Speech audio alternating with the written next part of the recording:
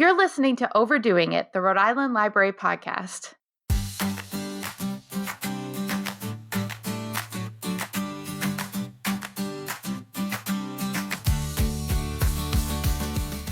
Hello, and welcome to another episode of Overdoing It, where our team of library workers dish about their latest reads, views, and passions alongside fascinating conversations with local luminaries. I'm your host, Tayla, and the branch librarian at the Oaklawn Branch Library, and my pronouns are she, her. So let's dive in and discover who our guest is today. Hello, I'm Len Cabral. I'm a storyteller, and I live here in Rhode Island. I grew up in Rhode Island, and I'm glad to be on the program today. And a little bit later in the show, we will talk about your involvement with the Rhode Island Center of the Book, and more specifically, this year's Read Across Rhode Island pick as the honorary chair. But before we get into that, let's start off, as we always do, with what have you been reading? Well, I've been reading a few different books. Alongside of my bed, like everybody's bed, we have stacks of books. Mm-hmm. So I've been reading the Medgar Evers book. I have it here. It's a story about Medgar Evers, civil rights leader in Mississippi. And I started reading that. And presently I am reading this year's Read Across Rhode Island book. There's always this year on basketball and ascension. And I've been really enjoying that book. And other than that, I've been reading some of Nika Giovanni's poetry since she just passed. And a book that I have on my next list is James. It's the Huckleberry Finn told by James, his voice. So those are the books that I'm hoping to dive into in the next couple of weeks. Yeah, I think I might actually have to share some stuff that, I haven't quite started yet, but is also kind of on my bedside table. I did mention one of the previous times that I hosted that I was reading or was going to start the second book of Her Majesty's Royal Coven called The Shadow Cabinet. That's by Juno Dawson. But now I'm almost to the end of the second book. And so far it's been as wild of a ride as the first one. The first one kind of had a very oh my God ending. Like last chapter or two was like, let's just drop this in and just blow up everything that we just did. And it seems like this second one is going to have a similar ending, but just in an even more wild place than before. But yeah, besides that, in terms of some things that I'm going to jump into, I'm looking forward to reading Youth Group, which is a graphic novel by Jordan Morris, who is a popular podcast voice on the Maximum Fun Network, but has also written a couple graphic novels now. I don't know much about it more than just the buzz around the author, and that it has something to do with their experience being in Christian youth groups as a young person, but that there's also a magical realism, paranormal element there. So excited to jump into that. Mm-hmm. Yeah. Well, I'm excited into getting deeper into the story of Medgar Evers.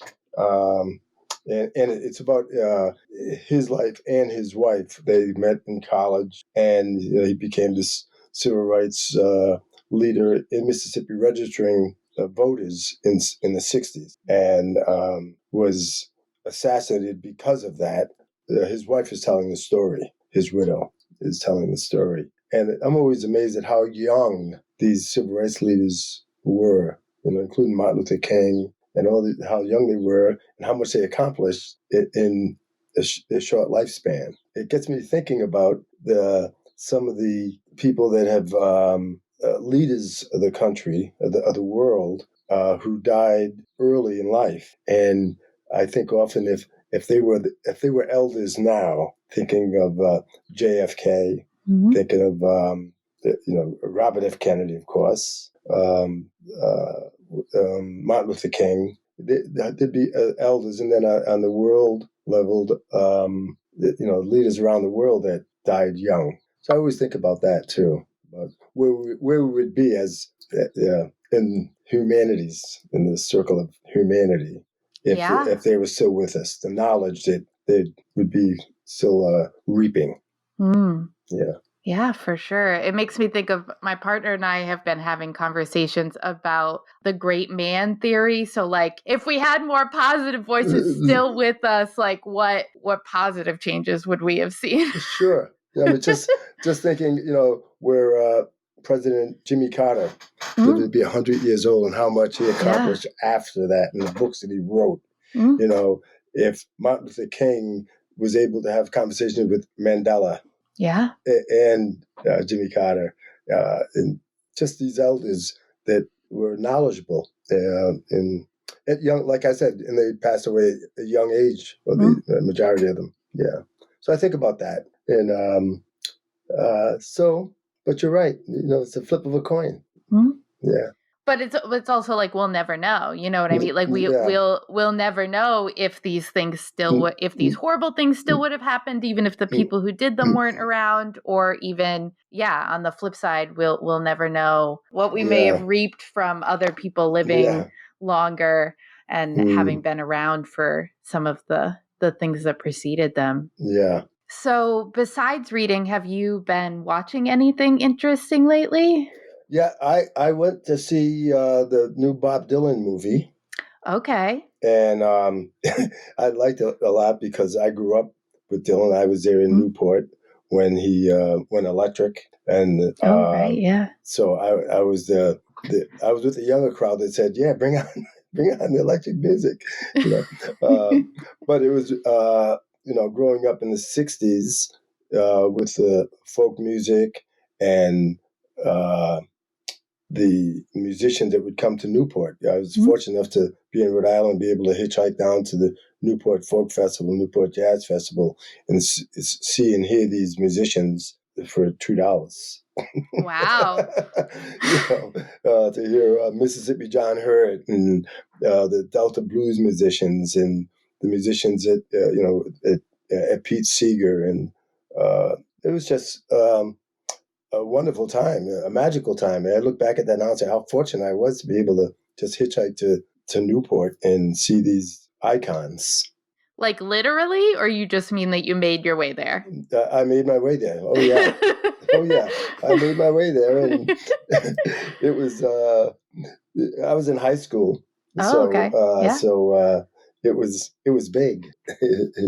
And it got bigger as time went on because of how music blew up and how Dylan, became better known, world known. Joan Baez and all this strong music of the '60s, political music and social consciousness music. I always make a tie with the music of Dylan and the music of Bob Marley, social commentaries. They were, and then Curtis Mayfield and Marvin Gaye. Those are the music of the '60s, early '70s that really moved me and moved a lot of people. But that was the music that touched me the most at that time. And so did you feel like the biopic did Dylan justice? Yeah, I did. For that time period, it only covered, I think, 3 years or. Oh, wow. Okay. So real narrow focus. To 65, from I think maybe 62 or 61 to 65. Then there's a whole lot. You could make a long movie about Dylan. That's fair. And the festival. Yeah. So the thing I watched most recently, and originally we were going to go to see it in the theater. And then my mom and I had this conversation, and we had a very similar conversation when Barbie came out, where we were like, we could pay about this, if not a little bit more, to go in the theater and see it, or we could pay like $20 and stream it. So we opted to do that to see Wicked Part 1. So I wasn't super familiar with the Broadway musical. I know there are lots of fans of the Broadway musical, but I went into it not really knowing much about the show. I did read the book that the show is based on. Okay. Like back in high school, I want to say. So it was like I vaguely knew the story was putting this human angle on Elphaba and sympathize, like making her a more sympathetic character and telling like the quote unquote real story and showing that like Glinda wasn't as like of a all good witch as people had imagined. So I knew that aspect of it going in, but yeah, it was interesting. I definitely thought it was like very well filmed, like a very well put together movie, very visually interesting. But yeah, and I'm interested to see, because I was like, why are well, I know why they're making it into two parts, money, but but I was like, I don't understand how this first part can be almost 3 hours long when the Broadway musical is definitely not 6 hours long. So yeah, I was like, where are they going with this? I'm still intrigued. And it was interesting to see Ariana Grande in a more like classical musical theater style versus the pop style that she usually sings in. So that was interesting too. Yeah, that's engaging. Yeah. Another movie that I saw recently was 666, the Black women soldiers of World War II. Oh, okay. Yeah. I believe that's it. 666. Yeah. Okay. Very informative. Great acting. Engaging. A true story. That's it's, stories that we don't hear about. So I'm glad that it came out, as well as other stories. Films that came out to tell a story that just wasn't told. And women played a big part in World War II. At home and abroad. So yeah, I enjoyed that. The acting in that, and the just the history of it. It's a history lesson that was made really engaging. Yeah, makes me think of Hidden Figures, because I know that was a movie that I like. That was a story that until watching that movie, I really like. I had no idea about Catherine Goebel and her involvement in us going to space, and the other women who were featured in the movie. Like it really, that was really like it was kind of like a mind of like, what, like, how had we not heard about this already when they seemed like so fundamental in this happening. That it really was. And I mean, I think that's why it was so popular and such an engaging story, because it was really like these people that you had no idea were, and even all the other, like, kind of all the other human computers, that there was a whole division of Black human computers, these women of color who were doing the math needed so that all these big scientists could just focus on the big level math. And also that's why I really like that movie, because the stereotype of women not being good at maths. Yeah. And so it's another just uncovering all this, and I'm sure a lot of young people said, "Wow, I guess I am good at math, or I can be good at math." What else is being hidden from me about my education? About what I can do and what I can't do, and so it just opens the door. Yeah, so that's true. It had like this twofold effect of that. It like revealed this part of history that a lot of people didn't know about. But yeah, also was kind of like at least I would hope, was encouraging this generation to go into STEM if they feel passionate about it. Exactly. And also not to feel like an outcast because you're interested in math, not to feel like, oh, you wish you likes math. It's just so it's great that these types of movies are there to uncover some of the untold stories, which there are many of. For sure.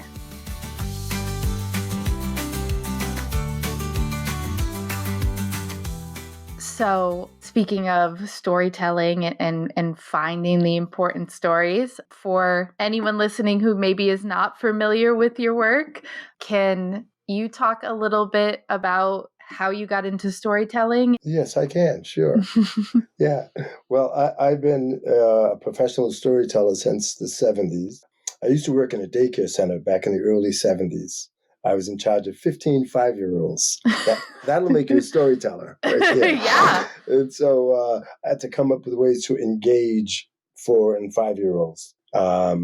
And so that's when I discovered the importance of storytelling. And then I started thinking back about when I was in elementary school and high school and college, and the teachers that I remember best, and this goes for all of us, the teachers that we all remember best are the ones that told stories. The ones that engaged said, well, when I was a little girl, I used to do this. Because we never thought our teachers were little girls or little, were teenagers. We're We young never people. thought that. We were young people. So when they start to tell a personal story, that's when we listen the hardest. They engage us with that. And I remember the majority of my teachers from elementary through, all the way through. But the ones that I remember most fondly are the ones that use storytelling as a teaching tool. And so once I did a lot of children's theater in the 70s, and then I started toward the end of the 70s, I was doing more and more storytelling. And then I started working regionally and then nationally, and I work internationally, working in high schools, elementary schools, and middle schools, and festivals. I do festivals around the country, and these festivals are mostly attended by adults. And they're very well attended, and people get together. So there's 500 people sitting in a tent listening to someone tell a story. And so I've traveled around the country, and I've been fortunate enough to go to places in Europe, in Ireland, which is the land of storytelling. They're great listeners. They respect the spoken word so much. You walk into a pub, and as soon as someone starts to tell a story or sing a song, everybody shuts up and listens. It's just a beautiful setting, and in other places in Europe also, and this country also. And so more people have realized the importance of storytelling as a teaching tool, as a way to communication skills, a way to build community. And so there are a number of storytellers here in Rhode Island and New England, and we get together from time to time and share stories, help each other work with stories. And so that's what I do. And I've been doing that for close to 46 years. I've worked in your library, a wonderful library there, and other libraries across the state. But I remember that library fondly. You mean Central, the big one, right? The Central, yes. Yeah. Yeah, and also the William Hall Library. Over the years, I've probably worked in every library in the state. It's always wonderful when I'm somewhere and someone walks up to me, an adult walks up to me and says, wow, you told stories to me when I was in elementary school. Or my mother used to bring me to the library to hear you tell stories. And I said, well, you thank your mother for doing that. That's wonderful. So you already went into a lot of the advantages of the kind of oral storytelling tradition, but a lot of people, when they're like, I have stories I want to tell, I want to share things with young people, they are like, well, I should write a children's book. So I'm curious, like, what kind of led you to go more towards the storytelling and the live performance? Well, I do write. I write poetry. I also have a children's book, a picture book called How the Rabbit Lost His Tail, folk tale. And I have, actually I have three books. One was Anansi's Narrow Way. Anansi is a spider. He's a very, okay. So I have a book, How Anansi Got His Narrow Waist. And that book is in English and Spanish, this picture book. And I'm in a collection of African-American folk tales produced by August House Books. So I do have some stories in print, but most of the stories that I tell orally, because I'm working in schools and I want to encourage discussion. I want to encourage voice, getting students to use their voice, because I tell them, first of all, to become a good storyteller, you have to be a good listener. And then to become a good writer, you need to become a good speaker, because first we speak and then we write. And so if you can get young people to tell the story and retell the story, and then they're more likely to want to write that story, and which will lead into writing essays, books, poetry. But first, helping them find their voice. And in school, sometimes children, their penmanship might scare them, or they're not great spellers, and so they're not going to elaborate on it with language. But when they're speaking, it's different. There's no, comma, and there's no, so they feel more free, and then they can move into writing. But first, the people need to find their voice. And like I mentioned about being a good listener, it's a great opportunity for parents to tell stories to their children, because then they'll learn vocabulary, they'll learn family stories, they'll remember these stories. And one thing that I've been focusing more on is people that are transitioning. Maybe they're forgetting things. Maybe children have grandparents who may call them by their sister's name or their brother's name or their parents' name because their memory is slipping. Well, I tell these students that I see in elementary school that they might think their grandparents are old, but they're not as old as they're going to be. So now is the time to ask them questions and listen to their stories and remember their stories. Write them down, record them, but remember them. So as their grandparents get older, they can start telling their grandparents these stories. And their grandparents, oh, I almost forgot about that. Oh, you know what else happened that day? And so maybe the youth are an antidote to dementia, to memory loss. So maybe, the youth can help the elders stay sharp, reminding them of these stories that they've heard. And for those adults who say, oh, I don't know any stories, I always tell the children, I say, listen, if your grandparents or your parents say, oh, I don't know any stories, check them out. Say, how'd you get that scar right there? Oh, they'll tell you a story about that scar, and it's these types of things, these types of questions, you ever cut yourself when you were young? Do you ever scar? You ever get bit by a dog? Of course I get bit by a dog, and there's a story. So that's how I get students to start telling stories. I ask them questions like that, and they can turn around and ask their parents and grandparents those types of questions to get stories, to hear more vocabulary, to become more friendly with language, and improve listening skills, which is very, very important. But yeah, no, that's wonderful, because I now at the point that I am in my life, I'm lucky enough to still have one set of grandparents. But I now, as an adult, I do kind of have these moments where I'm like, I wish I had asked them more things about their past life. I wish I had. So I think that's wonderful to start really young, to be like, ask these things, because you're going to want to know them later. You're going to want to know these things. Honestly, God, that's it's such a strong point there.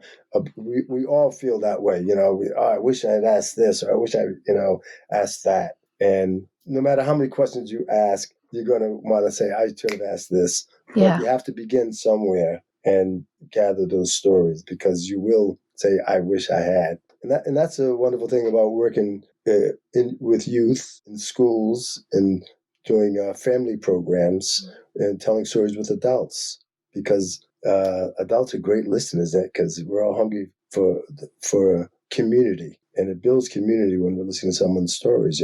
So you just told me a little bit about your grandparents, So I know if I told you a story about my grandmother, you could tell me a story about your grandmother.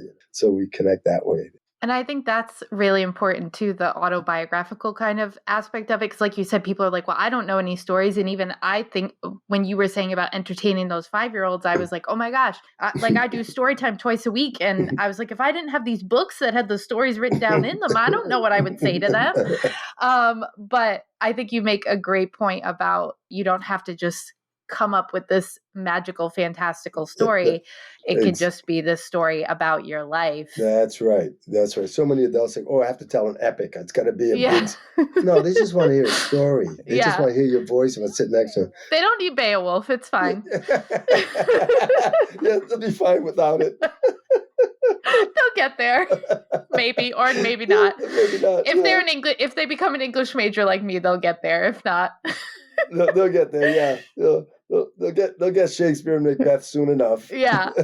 A big influence on me becoming a storyteller was my high school English teacher. I went to high school in North Providence, and my English teacher was Miss Sally Devonish, and I always say her name because she is the one. She was a wonderful teacher, and she helped me find my voice as well as other students. But she turned me on to Macbeth, talking about Macbeth in high school.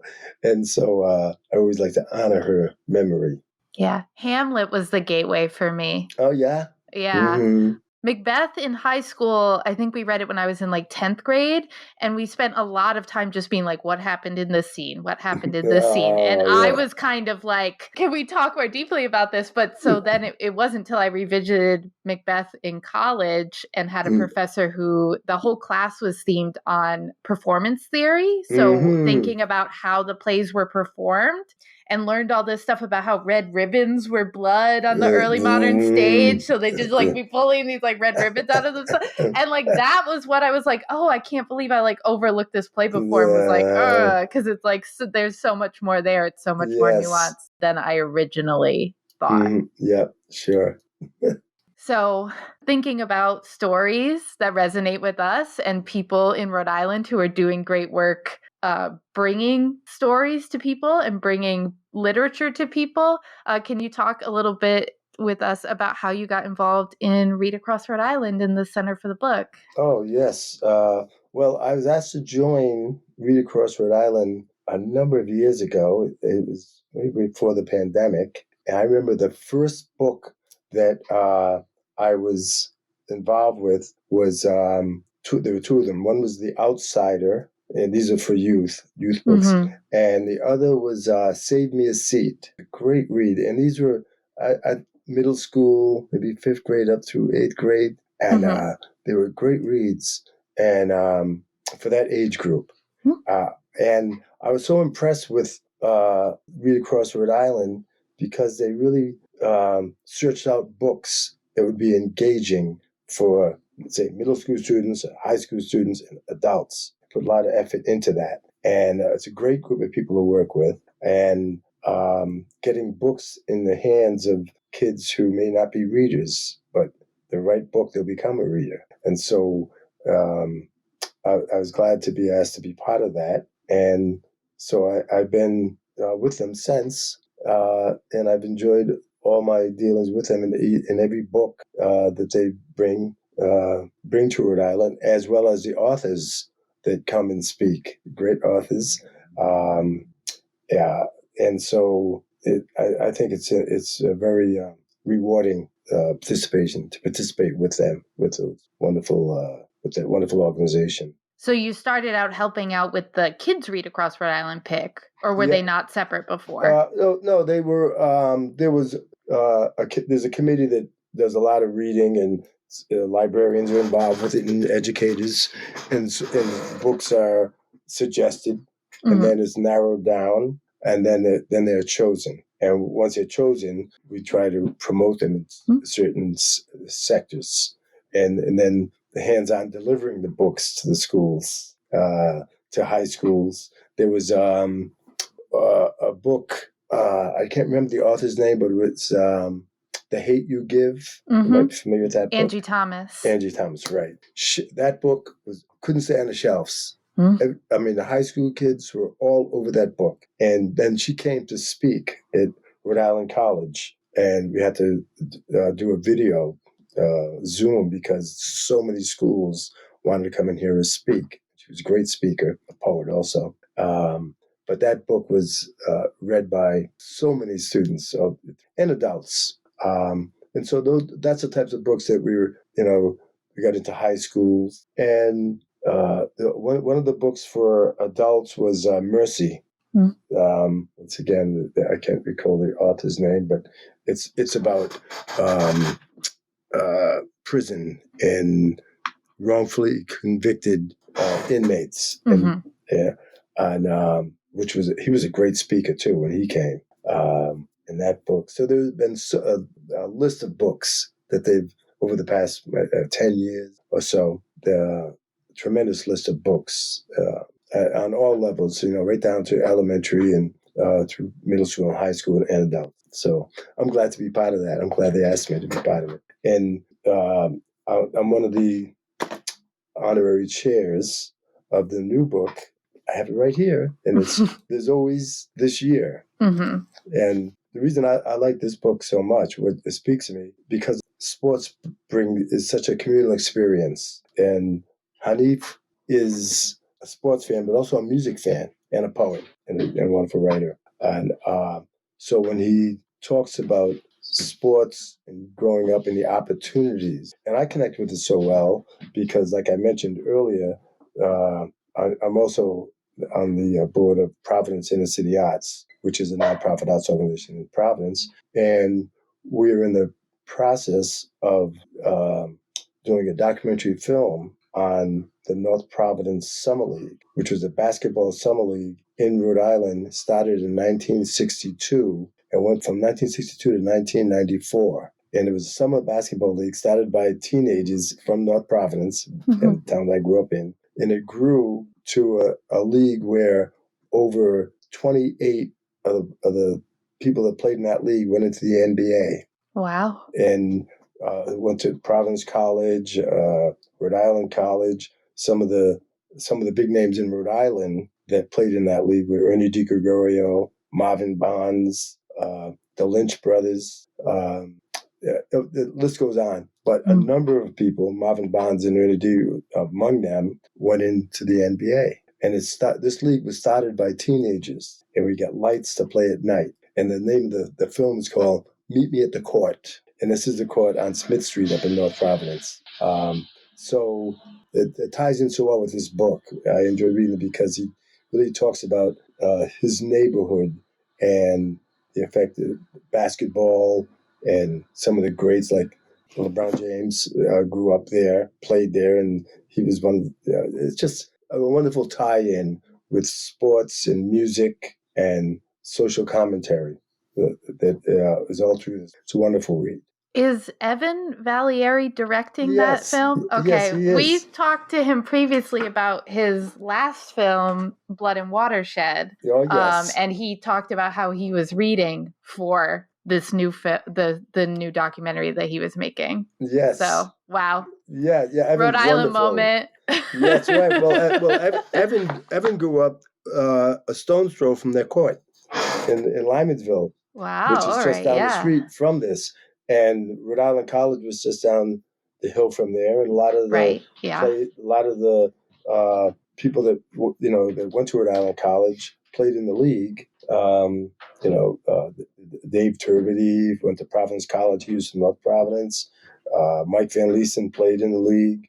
Jack Wheeler, and people came from not just Rhode Island to play in this league because it was one of the top 3 summer leagues in the country. And Evan has done a lot of research on this. And so we're working closely with him on locating some funding for this. And we were able to get some funding from the Rhode Island Humanities and Rhode Island Foundation, and some other organizations are interested in supporting this venture. Like, that's really wonderful then that there's kind of this synergy of this book pick is also kind of, even though it talks about Cincinnati, yes, we also have this local history of people coming up from this kind of like street courts, these. That's right. Like, I hate to say unofficial leagues because it sounded like it got very official at some point, but from this tradition of street basketball leading to people ending up in the NBA in college. Yeah. In colleges. Because, it lasted for 32 years and over 1,000 guys played in this league during that time period. And a good 30 of them went into the NBA. Many of them got college scholarships. And it also ties into how some people can make it out of the neighborhood and others can't. Yeah. For whatever reason. So I know that the Read Across Rhode Island book, even when this episode comes out, that kind of season of promotion will really have just started. And when we're talking, it really hasn't started yet. But is there something particularly that you're looking forward to being an honorary chair and part of this year's promotion of the book that you'd like to talk about? Yeah, well, I feel that this book can really be rewarding for college students, athletes, high school students, and athletes, and writers, and also poets. This writer is well known, and he covers a lot of guys. He's a music critic. He's a poet himself, and I know he'll be coming to Rhode Island to speak sometime in the spring, I believe. And I'm honorary chair along with Coach Bath, the coach of the Providence College's women's team. And I haven't met her as of yet, but I'm looking forward to meeting with her.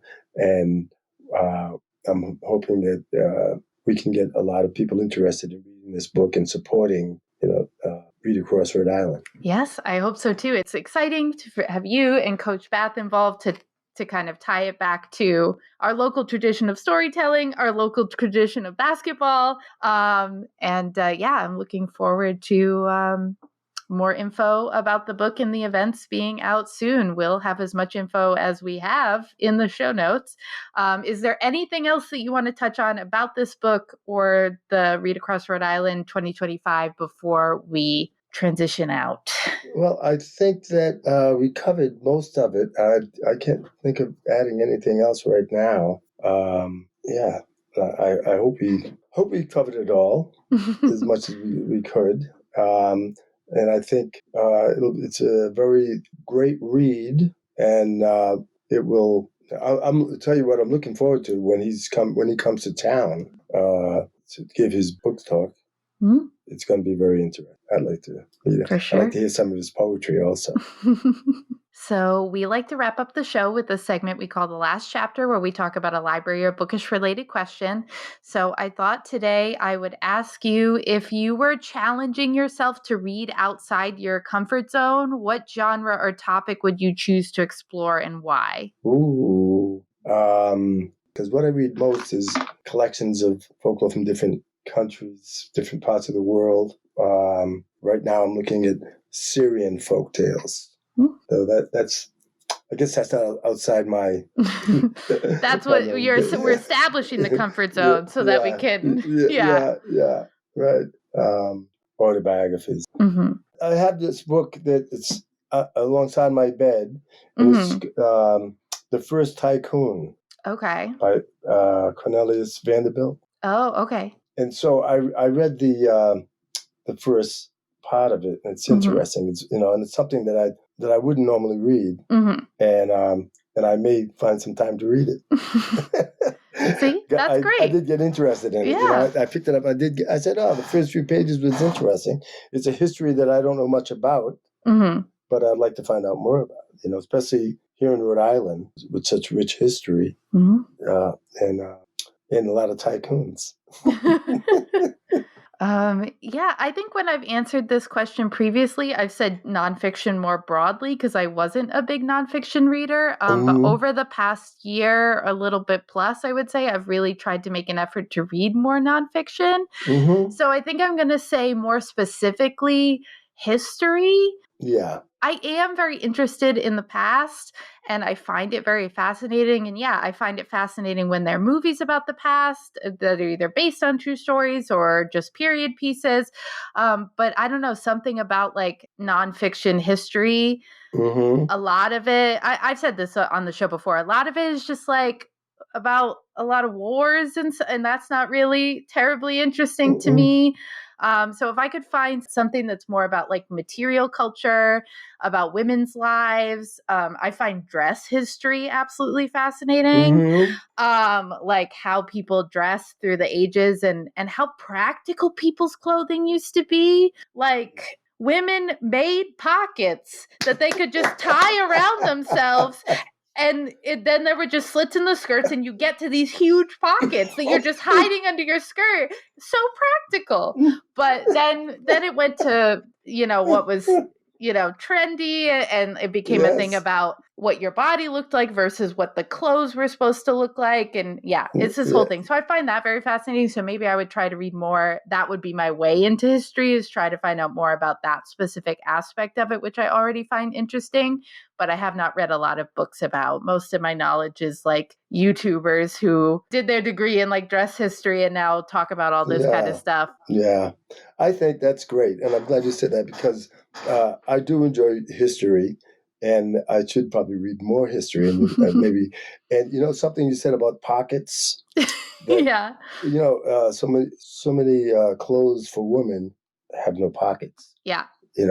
And so, would you carry my keys? Would you put my lipstick in your pocket? Would you do that? And historically, back there in the 1800s, during slavery times, slaves had rough clothing, no pockets, because they didn't want to slave carrying anything in their pocket. Yeah, they weren't really supposed to own anything. That's right. And so here they're designing women's clothes with no pockets because you weren't supposed to, here's a bag, put yourself in the bag.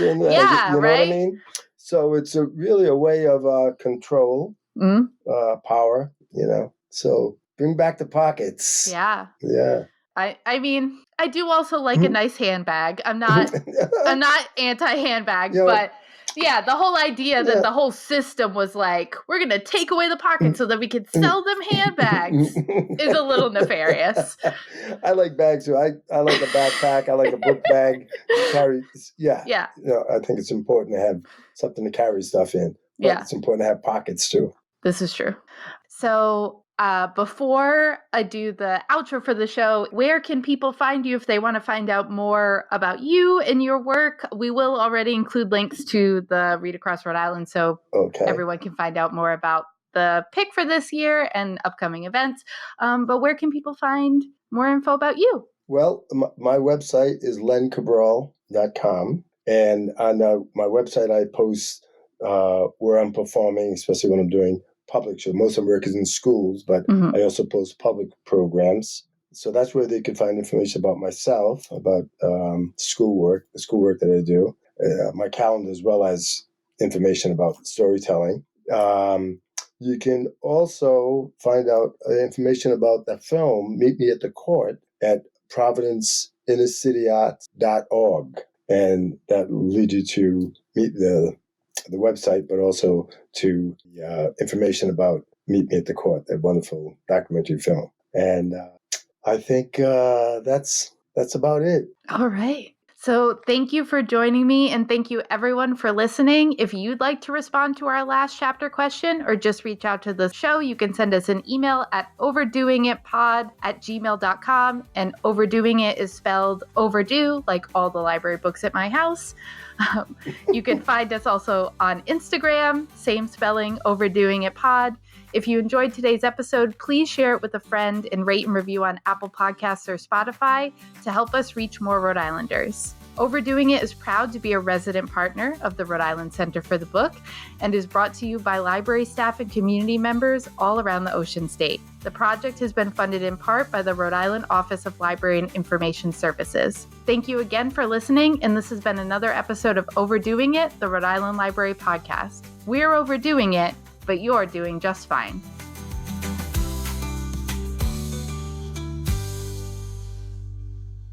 Okay, I was like, was that the right word?